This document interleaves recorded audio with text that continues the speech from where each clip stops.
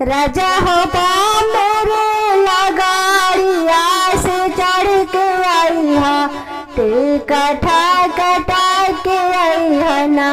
राजा हो मेरे लगाड़िया से चढ़ के आई हा टिकठा कटा के आई हा ना।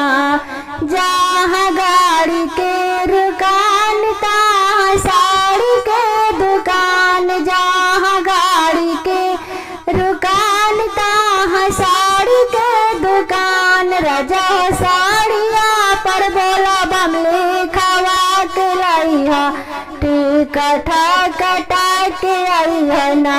राजा बम्बरे लगाड़िया से चढ़ के आई है टिकठा कटा के आई है ना।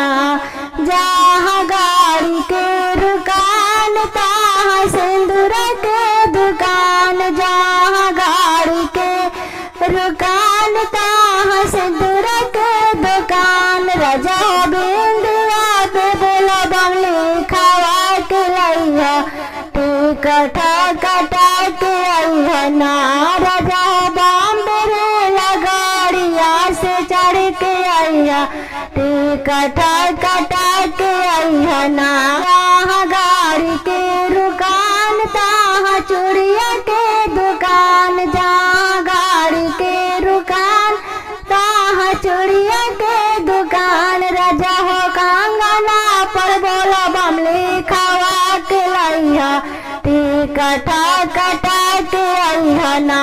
राजा हो बम्बरे लगाड़िया से चढ़ के आई है टिकठा कटा के आई है ना। जहाँ गाड़ी के रुकान तहाँ पलवा के दुकान, जहाँ गाड़ी के रुकान तहाँ पलवा के दुकान। राजा हो पायजन पर बोला बमले खवा के लाई है टिकठा कटा के आई है ना। राजा हो बम्बरे लगाड़िया से चढ़ के आई है टिकठा कटा के आई है ना।